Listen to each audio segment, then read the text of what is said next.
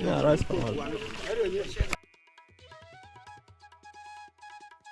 Do you know about some of the Igbo communities in present-day Cross River State?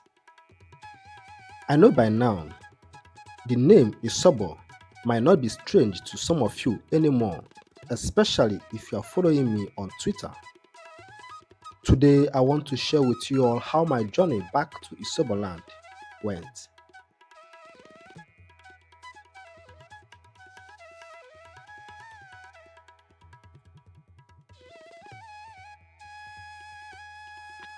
Isobo is one of the Igbo communities in Obubra Local Government Area of Cross River State. These amazing people have for so long been neglected. After my visit to the community a few years back, a lot of people were interested in them. A few weeks ago, I took a trip back to the community, but this time around, I wasn't alone. I went in the company of Chukwemeka of Nnamen TV and Osita Ndubisi, one of the native of the community.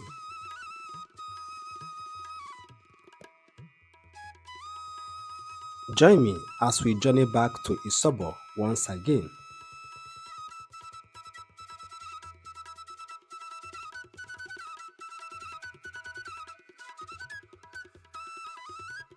The journey started from Enugu when Chukwemeka and Osita arrived the city from Owerri and Asaba respectively. We boarded a vehicle going to Abakaliki from Holy Ghost. On getting to Abakaliki, we took a drop to a community called Itusa in the border of Ebonyi and Cross River State, since none of the drivers we approached agreed to take us to Isobo due to bad road.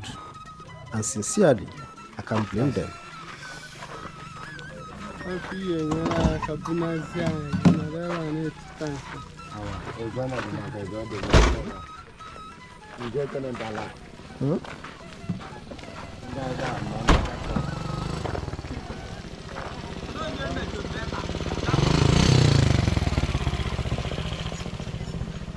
So what's our alternative?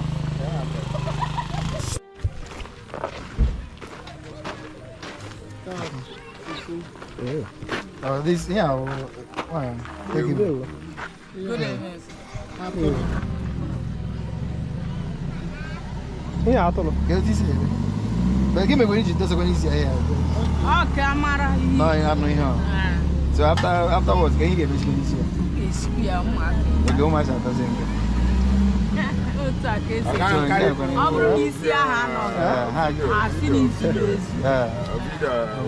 So kamu kalau harap. Anu maaf ada video. Bang kita again. Sebadro, 1,000. Ofu. I was in 1,000. Yeah. What do you think? The power no 1,000. This is about.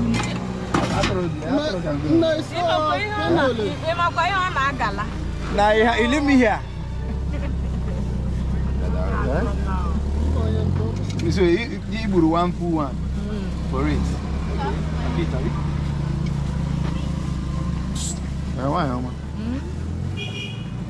You get my welcome. In this sim that you Hey boy, Itutu. Never got it. Local government area. So. Bob. Oh dear. Oh dear. Okay, Buno. How do you go? How you there?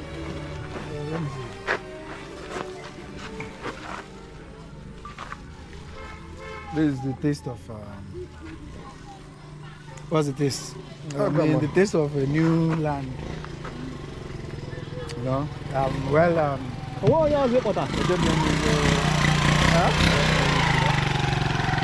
No. This place is Obubra. Obubra Local Government. Obubra Local. Obubra. You know the type of people that you people are on this government. Memang kaya ruko na na.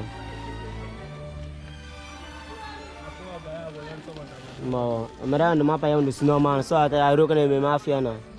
Ahead to Isobo.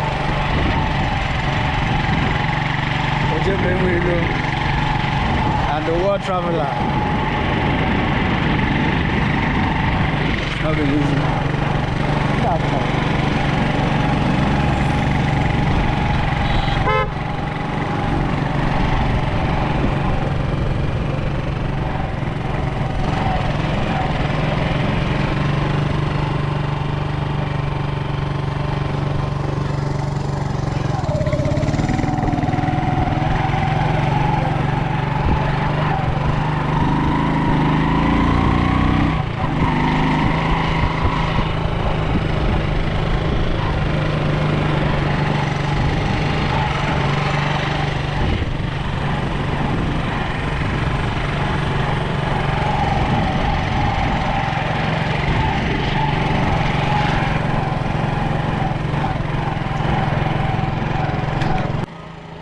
Some of you might be wondering what exactly is taking us back to Isobo again. Like I said earlier, Isobo is a community that has been neglected for far too long. The community lacks basic amenities, no good or safe drinking water, no electricity, no standard healthcare facility or school, and no good and motorable road, as you can see. The idea is to use this trip to raise funds to build a borehole and provide potable and safe drinking water for the community.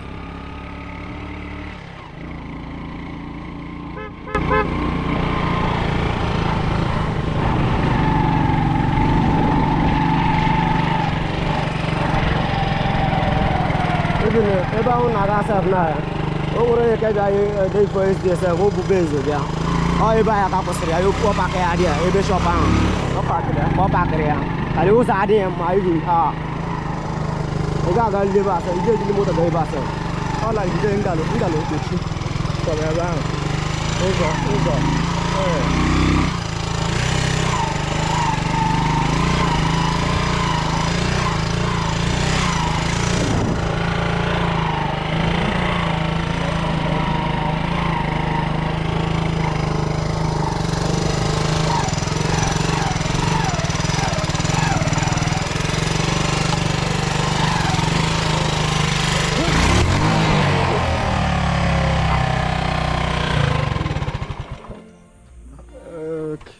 Is it quite machine I can check? Have to do something.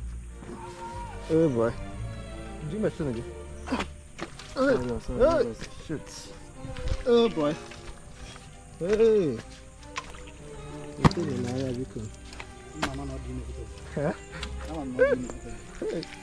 Well, for this thing, I say, what these things inside there.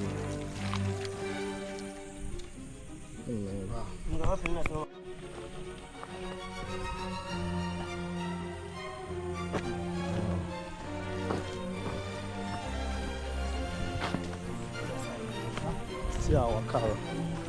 Don't go fall inside Potapota.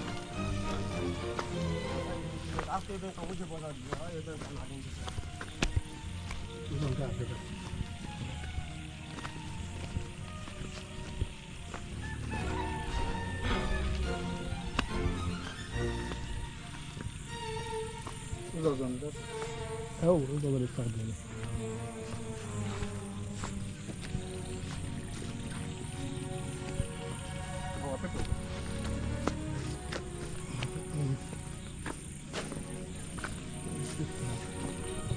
Ito po na hawanado.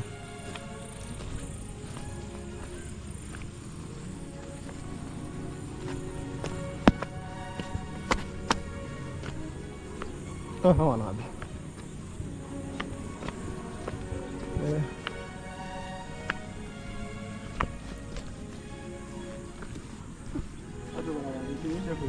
Ya? Ije forever na.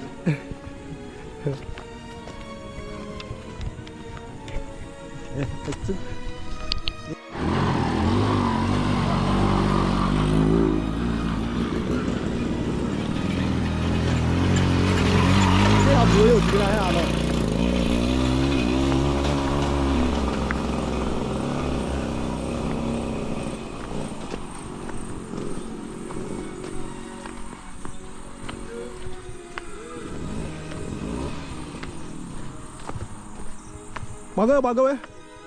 Bagowe signboard down. Bagowe. I join that game.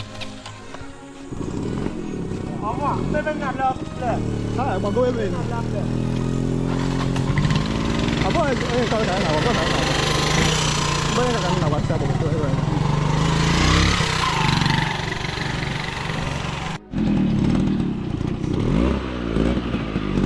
Kenapa kau?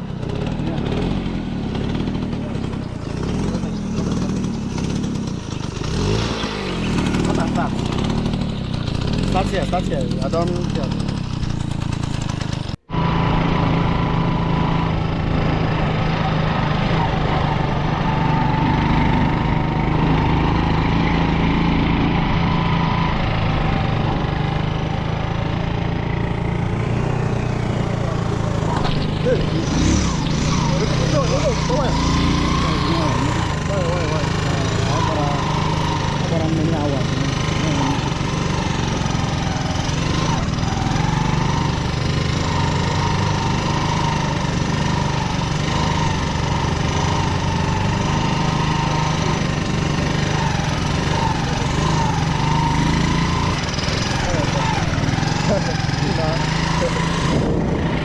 Ini nak rice.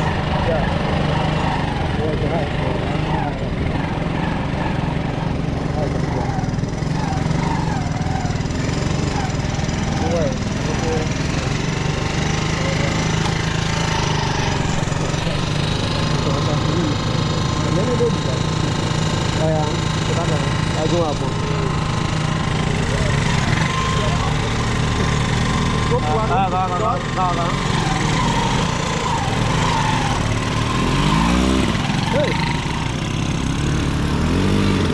Góc tàu quên.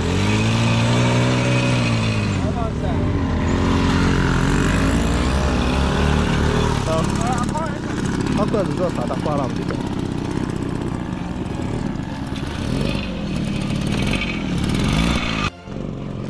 Hey, nah. I got you in Kano I got today.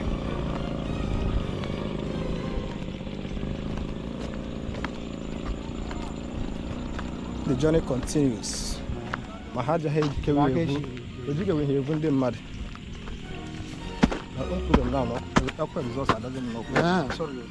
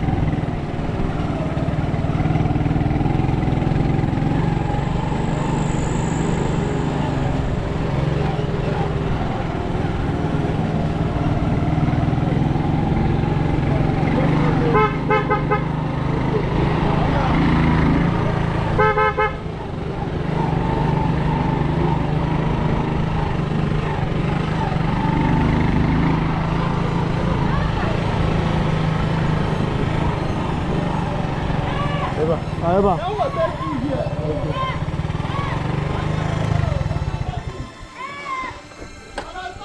right. The journey to Isobo from Itutu was really a rough one. But finally, we made it to Isobo around 15 minutes after 7 p.m. And after settling down, we headed out to meet the chiefs to inform them of our arrival. After a brief discussion with them, we are told to come back the next morning to address the community.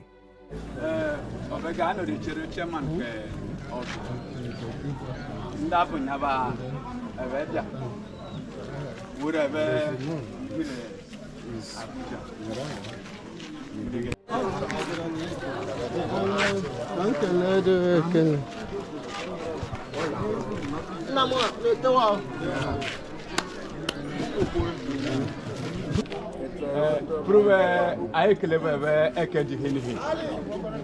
Brother. One day more person nane kelege lebod. I make a look.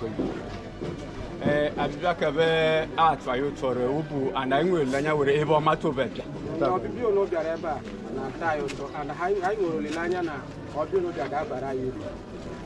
I have wabe and a webjawa. Bungano bibe I am. Kebegere ebida yo yere kana ebese be yere ayo no. Osuna na ya afọ anu na abiago. Kedu ihe anyị ga-eme ka anyị wee nweta uru ahụ dị n'aka unu? Okay. Kwuru okwu sị onye aghala nwanne ya. Ike ọha ọwụghị ike otu onye. Ike ọha ka anyị ga-eji aga. Ike ọha ka anyị ga-eji eme ihe ọ bụla anyị ga-eme. Ofeko ọ bụ mini bond. Anyị saka onwe omebi. Manege ike adịdai. Mgbe mmiri ahụ ekele ọ bụ kunu okpono. Onwe ego shidebe ka gerenya aja abụ ya. Mgbe ka o bido gedi ike ka ọha bidoro anyị omere even then. Also, eziokwu na mmiri bụ ndụ. And ihe gbasara mmiri anyị ebidogo iji. O kwutere ya. Anyị ga-aga. Garuo hụ otu ọ dị. Ka ụwa hụkwa ya. Then, nwekwenụ ajụjụ m ga-ajụ unu. Unu enwekwa ike saa m. Okay. During that celebration, I will still be here. Witness why I have here. So thank you for that invitation. Thank you. Okay. Let's I go into Cross River. Man, and the Cross River, Bachirai, Apache. Abu, you open 9 men across river. In the meter, never. Mana, Ilanya. Mana also should Ilanya Mana I saw Isobo Igbo. Abundibo, Lesia. Mana ihe mebo. Kirikwa ihe maje jira you na cross river. And the cross river jai. Now ndị Igbo, ndị ai. Ya mara na ndị ibe neighbor. Achọ ihe ọbụla ga-aga kpọm. Kochi na aka unu buta ya aka.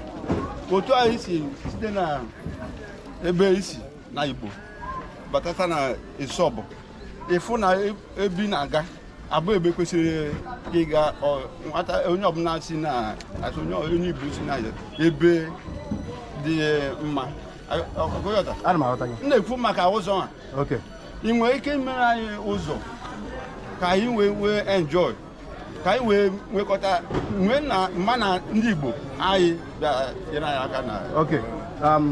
Udochia.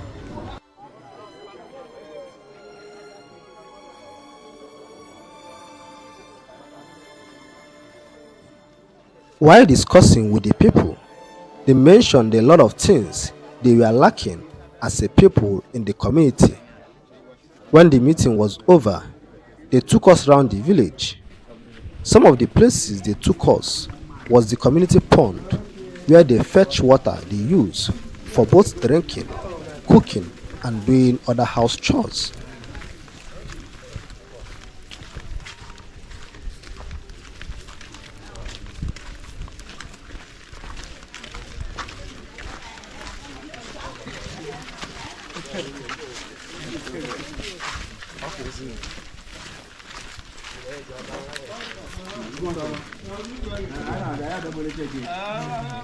Elias, I'm on it, sir.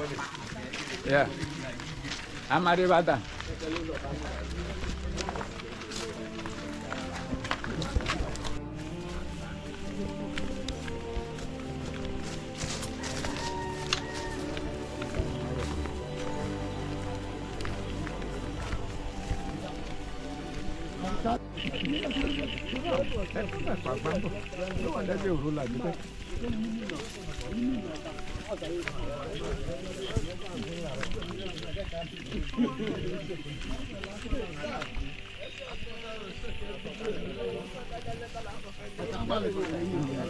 Yeah, rice for all.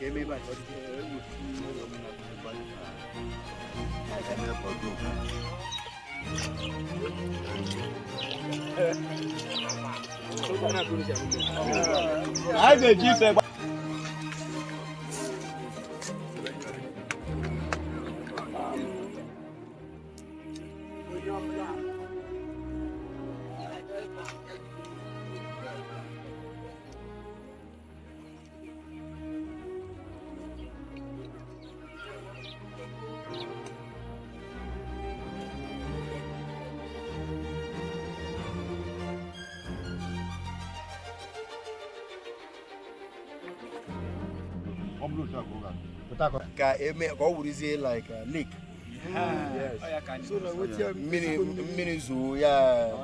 Trap. We also visited the community health center, which has no doctor or medicine except for the volunteer nurse we met in the hospital. Although the school in the community is functioning, the principal complained about a lot of things. One being lack of teachers and enough classroom block to accommodate the students.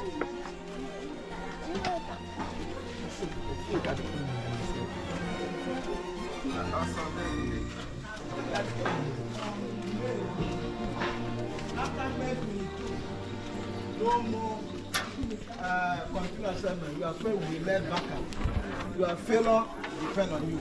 So cast 3 that what that they are trying is always frustrating. After touring the village, we headed back to our various bays. Currently, funds are being raised for a borehole project in the community. Kindly reach out to Chukwemeka of Nnamen TV via Facebook or Twitter if you wish to support this water project, or DM me via WhatsApp or Twitter. Thank you for watching.